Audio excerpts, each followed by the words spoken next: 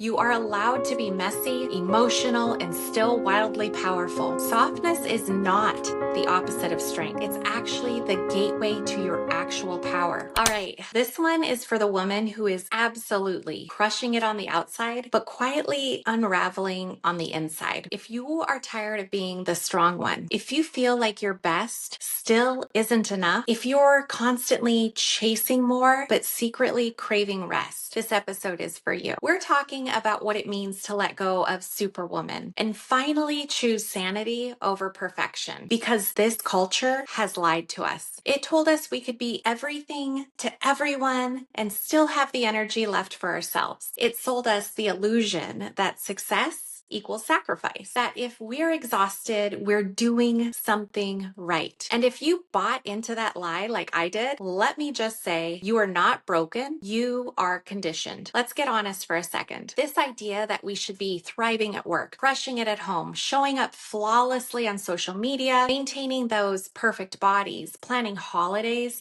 answering text messages within 3 minutes, keeping the kitchen spotless, remembering every single birthday in your ginormous family and friends list, and somehow doing it all with a smile. It's insanity, and yet we try. We measure ourselves against the invisible checklist that was never meant for real women with real lives and real needs. And worse, we feel guilty when we fall short. Where did we learn this? Maybe it was watching our moms do it all without asking for help. Maybe it was hearing good girls don't complain. Maybe it was the praise we got for being so mature at 12. Maybe it was being the firstborn, the fixer, the one who held it all together while no one asked how we were doing. Whatever it was, it trained us to perform, to perfect, to please. And now we're adults wondering why we can't relax, why we still feel like we're always behind, why asking for help feels like weakness, and why rest feels like failure. Let's talk about the price you're paying for this superwoman role. It's not just stress, it's hormonal imbalance.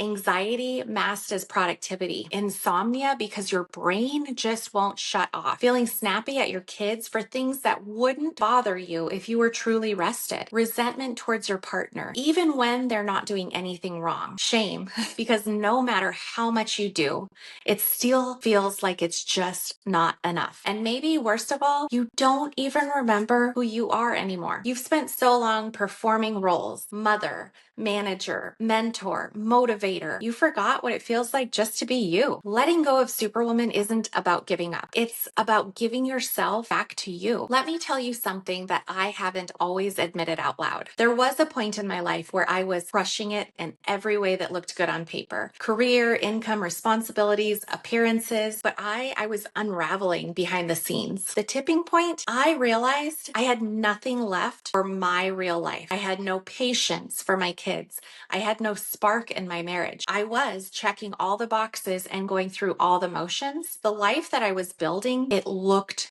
great, but it also didn't feel good to live in. That was my wake-up call. Because what's the point of reaching the top of the ladder if it's leading against the wrong damn wall? I had to unlearn what I thought success looked like. I had to start healing and not just hustling anymore. And I had to rebuild my life from a place of wholeness and not performance. So how do we let go of Superwoman when the world expects her to keep showing up every damn day? Step 1, I need you to name what you're carrying. Make it visible. Write it down and say it out loud. You cannot release what you don't first acknowledge. Step 2, you need to redefine what enough means to you. Not to your mom, not to society, and especially not to Instagram. What really means to you? What matters to you? What's your definition of a good day? What's your definition of success or of motherhood? Step 3, stop frickin' apologizing for needing help. Asking for support is not a sign of weakness. It's actually true leadership. Your kids don't need a perfect mom. They need a present one. Your team does not need a martyr. They need a grounded leader. Step 4, choose rest